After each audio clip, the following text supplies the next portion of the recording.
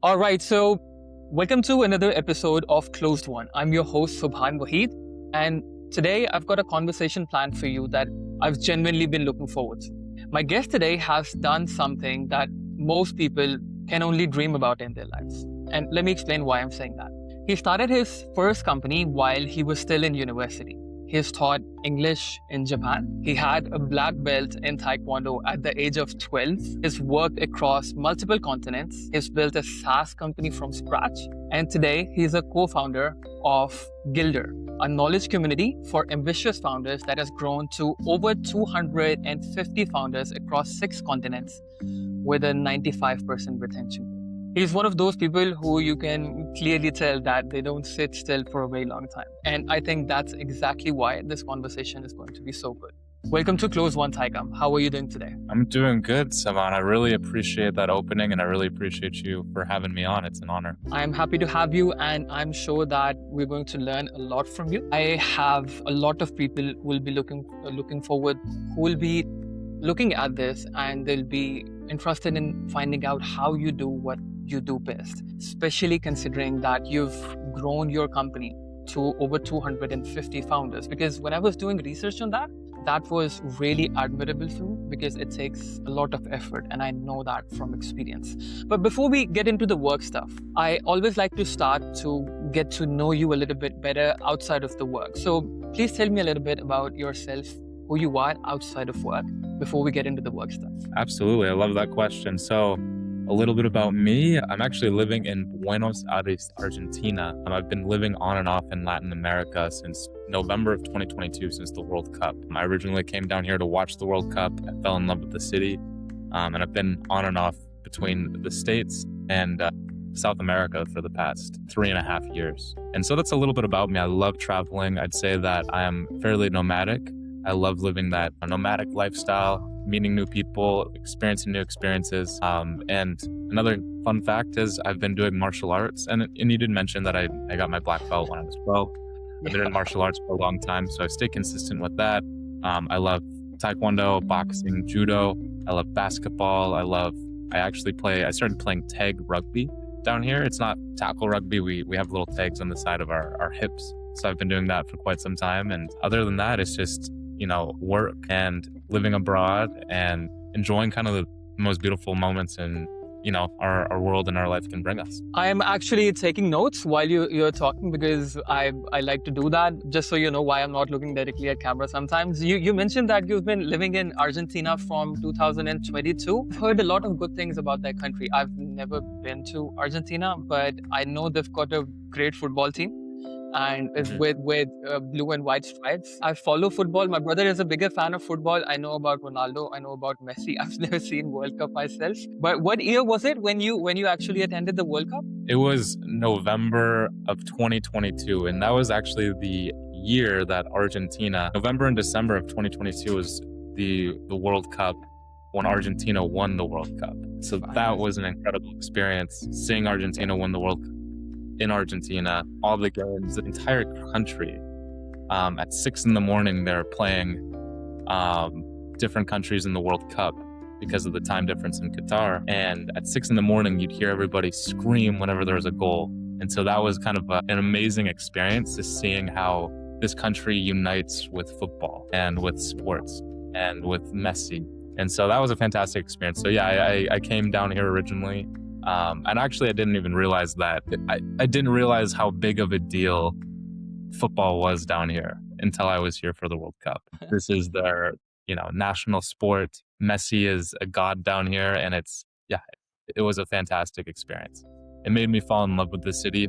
But another thing is, a little bit about Argentina is that they've had hyperinflation for, I'd say, the past 50 to 60 years. And when I first came down here, I was bootstrapping a company. I was working for another startup as well. And ultimately, it was a very inexpensive place to be where you can actually get similar lifestyle quality as, let's say, New York City, all the boroughs, all the neighborhoods, all the fantastic restaurants, food, drink, for a fraction of the price. And they actually had 2 different rates when I was down there. They had the official rate and they had the blue dollar rate. And the blue dollar rate was essentially 3xing your money, exchanging USD or euro under another black market rate. If you actually had physical USD and you exchanged it in the cambio, they'd give you 3x of what the official rate would be. So it was an incredible time. It was the World Cup time. The economy was going crazy. Everything was inexpensive. You can get a 5-star steak meal for less than like $8, including wine, including appetizers. So kind of made me fall in love with this place. It's still really amazing. It's still inexpensive compared to other places like the States and Western Europe. But yeah, it's a fantastic, fantastic place. And I recommend anyone that's a nomad and that works in the US time zone and also works in Europe. This is right in the middle between Europe and the US. It's 3 hours away from 2 hours away from Central, and it's 3 hours away from London time. And so, yeah, for me, it just makes sense logistically. It's it's a fantastic place. It's a beautiful, beautiful country. There's so many things to do, and the people are amazing. Inflation is generally a bad thing, but I have seen this that it's to a very little minority. It plays to their advantage. In my country as well, I live in Lahore, Pakistan. We've had hyperinflation over the past few years. Even today, I went for groceries and it was twice as expensive as last week. So inflation is on. But I have seen that those people who earn internationally and not just earn based on their local economy, they actually have a better lifestyle because of that inflation. Do you agree with that or not? Yeah, I would agree. I would say even if you're a local Argentine, a lot of Argentines down here are making pesos, but then they also have a percentage of their income in USD or in euro. And I 100% agree. If you're able to find a way to work remote and making at USD or euros or pounds or whatever it may be, compared to the local currency, it is a huge advantage. And it makes it a lot easier to live in a foreign country when you don't know anyone, when you can still essentially kind of live like I don't want to say like a king. You know, this Airbnb that I'm in, it's a 1-bedroom Airbnb. It's $800 a month, right? Yeah. I can go out and get groceries.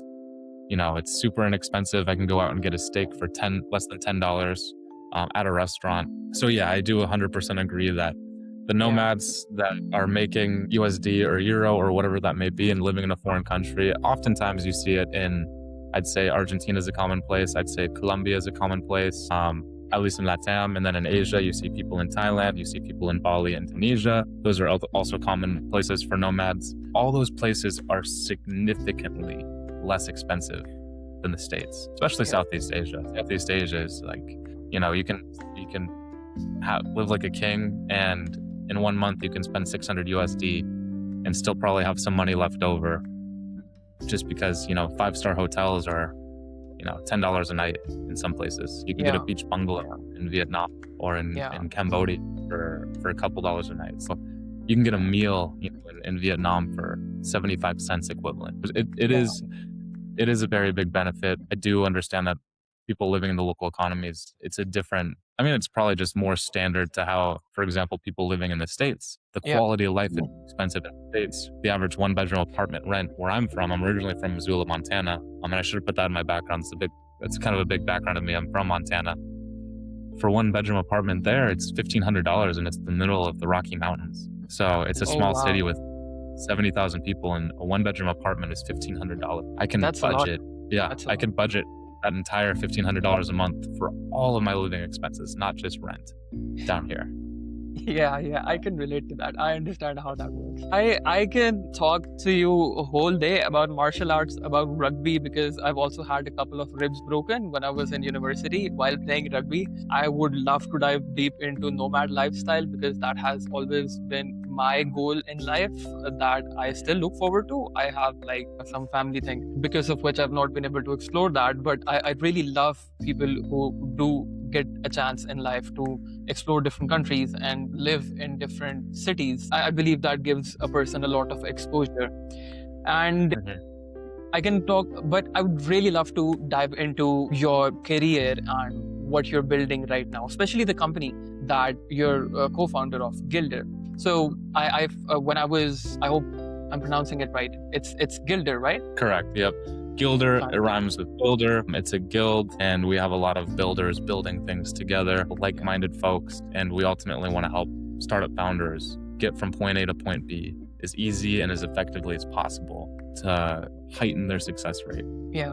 When I was researching on that, I would love if you can elaborate that a little bit. When I was researching on that, I saw that you went from like zero, obviously, where everybody starts from, to over 250 founders across 6 continents. And you're sitting at 95% retention rate, which is amazing. 95% retention rate is amazing. I'll say third time, it's amazing because it really is. That number is exceptional. How did you get to that number? And what is it that you're actually doing that makes people stay with you for so long? 100%. And I think it's a lot of testing, iterating, improving. What we did ultimately was we have really, really high quality members that were maybe my personal connections. I have 2 other co-founders. Brian Lee, he's based in Chicago. He was the director of product at an accelerator that we worked at 4 years ago or 3 years ago. And Michael Frank, he is based in New York. He's been in venture capital for a long time, and actually in the 70s and 80s. He's a little bit older, but in the 70s and 80s, he was trading on the stock floor.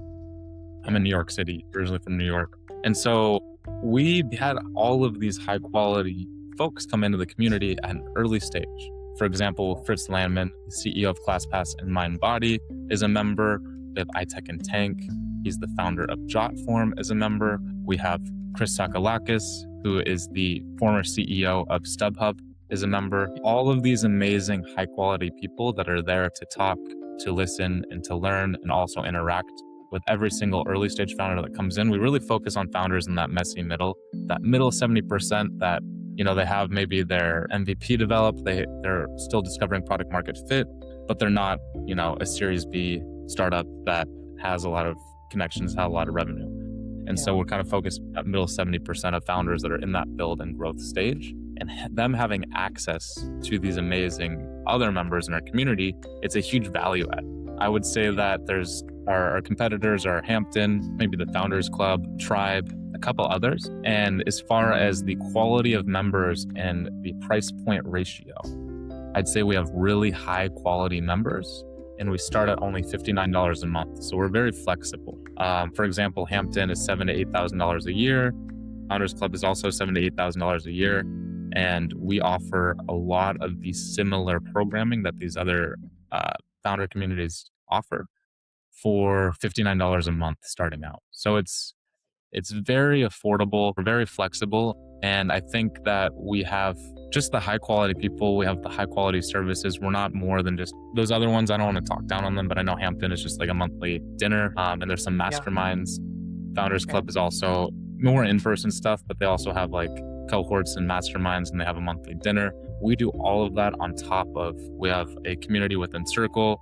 We have 3 different events every month. We used to have 4 events, all virtual a month. Now we have 3 just because there was event overload with a lot of our members, and we're doing more and more in-person stuff. We have in-person chapter leads sprinkled throughout the United States, like in San Francisco, Austin, Boston, New York. And we're hosting dinners, we're hosting events with founders that are really, really looking to build, to make connections. And so, I'd say that's kind of the reason why we have that 95% retention rate, is because the price to quality ratio is very high, or is very good. I would say that when you're paying $8,000 a year, you expect a lot more. But when you're paying, let's just say $600 a year, your expectations are less, but the quality is still the same. So you still want to stick around just because of how amazing the quality is. I have 2 questions. Obviously, a lot of people who are going to be watching this will be founders and will be sales professionals. How are you able to do this for $59 a month when others are doing it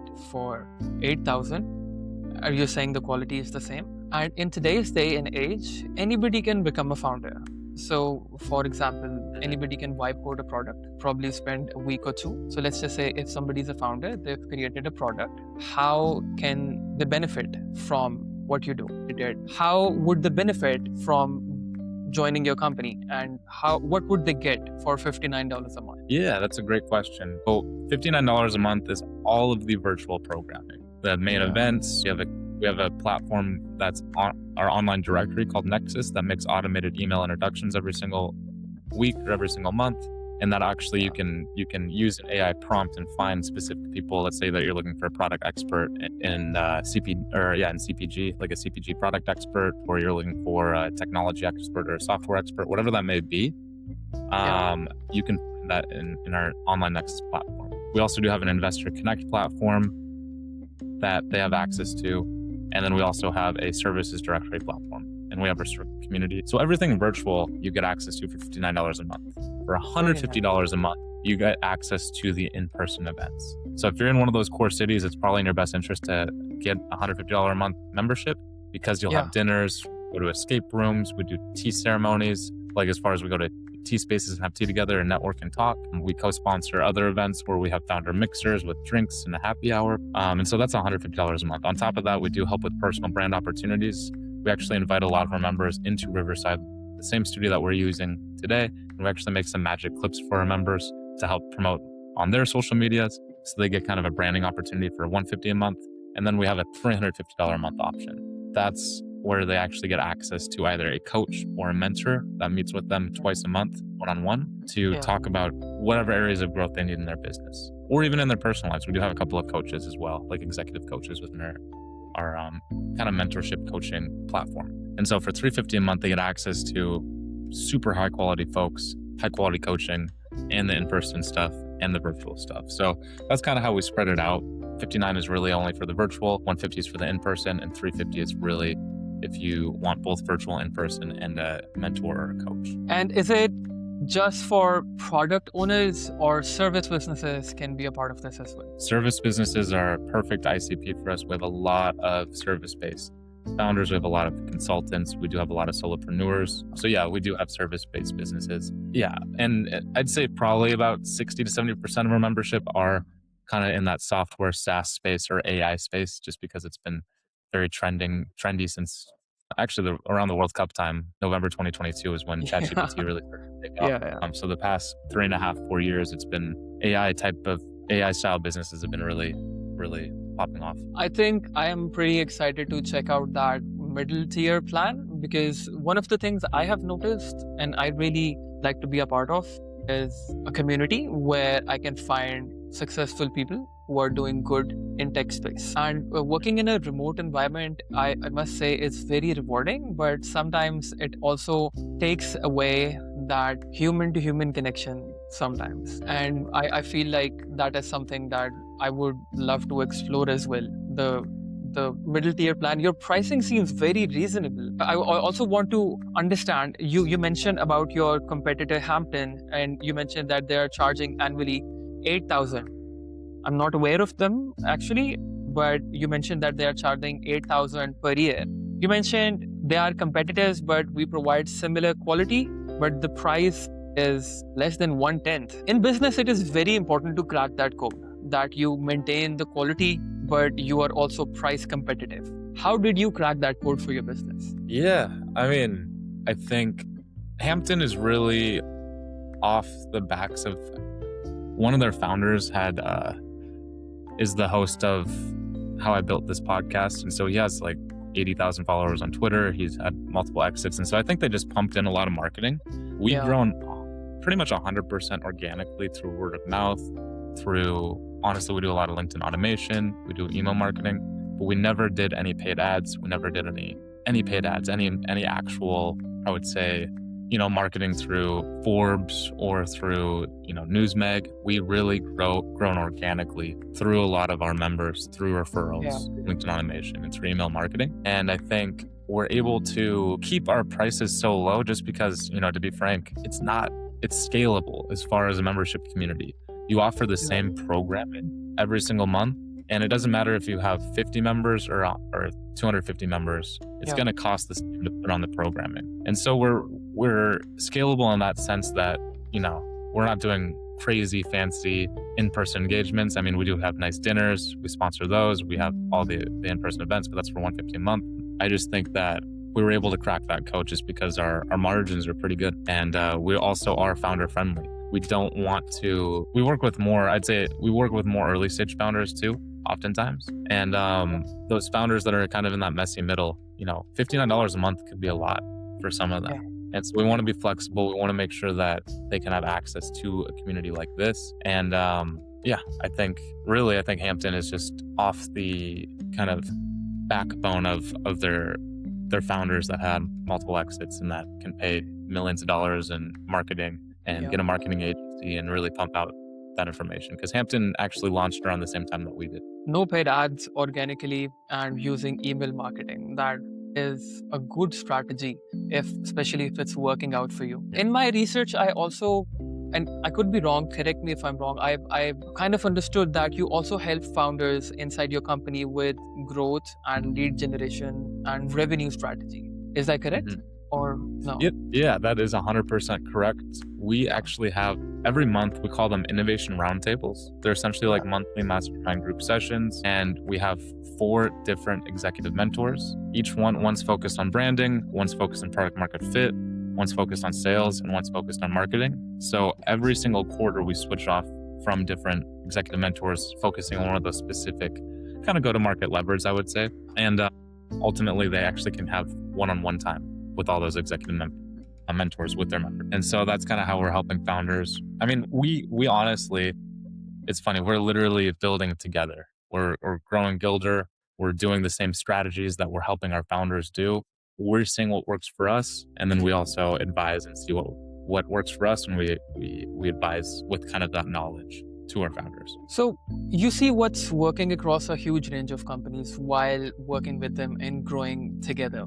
When it comes to AI and automation, which is kind of the main focus right now for every tech company, what are you seeing? Are the founders inside your community actually using it well, or is it mostly a struggle for most of them at this point? I would say that it's a mix of both. We've had multiple events on how to leverage AI and leverage it to basically help grow their business, be more efficient. And I'd say that a lot of founders right now are using AI to the extent that it can help automate a lot of the creative work and a lot of the old school grunt work that they used to have, right? So I see a lot of founders using AI actually for LinkedIn automation, for automated messaging sequences and emails, for replying back to emails. I mean, it's all the kind of those basic things like that. And then I have another handful of founders that are actually building specific AI prompts that help accelerate their business to another level.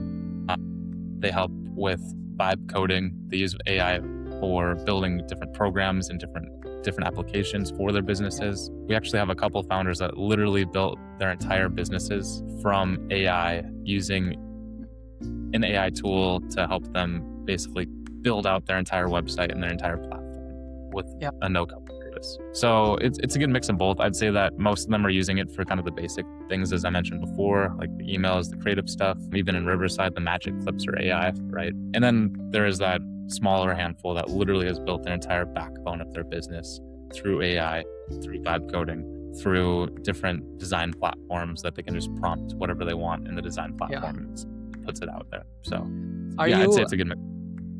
Are you a fan of vibe coding? Do you think it is for everybody like it is promoted to be? I don't think so. Yeah, I agree with you. I think that if you have a actual website expert look at the backbone of the website, they'd probably see a lot of errors within the backbone of the website. Even though it might look nice, it's probably going to load not as well. It's probably not going to work and be efficient. So yeah, I'd say that if you're a no-coder and you're using AI prompts to code, it's not going to be as good as someone that actually knows how to program and actually knows how to use HTML, C++, JavaScript, all that stuff. I've personally had a miserable time trying to vibe code an app. I invested a lot of money 3 times trying to vibe code. Once I used Lovable, the second time I used Replit, the third time I used emergent.sh. All of them are amazing tools to do vibe coding, but I've had a difficult time primarily not because I feel like I'm pretty good at prompting, but the reason was that it creates unintended things or functionalities in the app, which is very difficult to fix sometimes. One thing I'd love to know from you is that I always ask my guests, what are your favorite tools and what are the tools that you think are just hype? and not worth the money?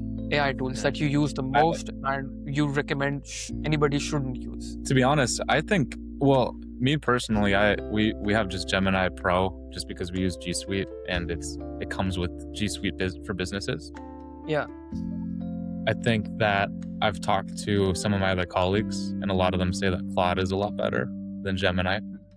It is. We also use Canva for a lot of our branding and our marketing and our flyers and things like that. Yeah. Canva has a lot of really cool AI resources. But yeah, I mean, generally, I think as far as, we use Dripify for LinkedIn automation. I'd say that's a really good LinkedIn automation tool if you're doing top of funnel lead generation for any businesses that have people using LinkedIn. And obviously every single founder is on LinkedIn. And I don't want to take back Gemini, but I do think that I think a lot of it is hype. Like I think like Nano Banana Pro and like some of the other features in Gemini, it's not perfect. I'd say that it does everything that I need it to do. But as far as, I'm going into a conversation with the Gemini chat and sometimes I'm like, didn't reference literally a couple things that I said, like, 30, so I definitely think that it could be, it could use some work. But overall, for my other, sales position, we're using Instantly for email automation and Instantly works pretty well. We use Apollo. I think Apollo is kind of a hyped up tool a little bit. I know it's not really an AI tool, it's a data aggregator. It does. For contacts and information, and it uses like a waterfall dripping effect to clear out email addresses and phone numbers and things like that. I think it's okay. I would say that Clay is probably a better alternative. We just started diving into Clay. It's a lot more expensive, for example, a lot of I'm actually, for my other position, I'm the only salesperson. So I'm kind of the director of business development for Digital Mirror. And so I'm actually calling into a lot of companies. I'm talking to a lot of directors of indirect procurement. I'm talking to a lot of VP of finances for big companies that have over $500,000 in revenue. Basically what this product does is it analyzes contracts and understands what value is being leaked from the original contract terms. And we actually used, I don't know if it's an AI tool, but it's called TitanX. And that helps with call connect rate intent. So rather than having like a 5% connect rate that SDRs have, we started using that tool and it can bring us up to a 25 to 30% connect rate. But then we did a trial with them, but then we switched over to a company called SureConnect. And actually the founder of SureConnect, I worked for a company back in the day, we worked with the same company. So we kind of had that connection. And SureConnect and TitanX is $18,000 to $20,000 per year. SureConnect is $250 a month. And it actually had a 30% connect rate in our trial. So, and I'm not exactly sure if they're utilizing AI or whatever it is to find the top intent contacts to call into. But I'd say that just as far as our SureConnect experience compared to TitanX, I don't want to talk down on either one of them, but it's just kind of amazing that a $20,000 a year product yields almost the same results, if not actually worse, than a $250 a month. I guess that would be $3,000 a year product with SureConnect. And so I'd say like some of those tools are fantastic for salespeople. Yeah, just as far as, it just depends if you're a ChatGPT person or a Claude person or a Gemini person for a lot of the basics. Yeah. But out of all those ones, I actually hear the best is just as far as the capabilities is Claude. I personally have not really used Claude too much though. I've never had a guest on my show ever talk about Grok for some reason. I don't know why. Yeah. But I've been a Claude person for a while now. I feel like it is going to be the main thing for the next year or so at least. It was an absolute I know we are on time. We actually went over 6 minutes. It's an absolute pleasure talking to you. My audience is going to learn a lot from this. And thank you so much for joining. And I really wish you a lot of success in everything that you're doing. And I would be in touch with you very soon. Awesome. Subhan, I really appreciate your time. I appreciate you for having me on. Really enjoyed this conversation, and likewise. Let me know if you need anything else from me. Absolutely. Thank you so much, Taiga. Take care of yourself. Take care.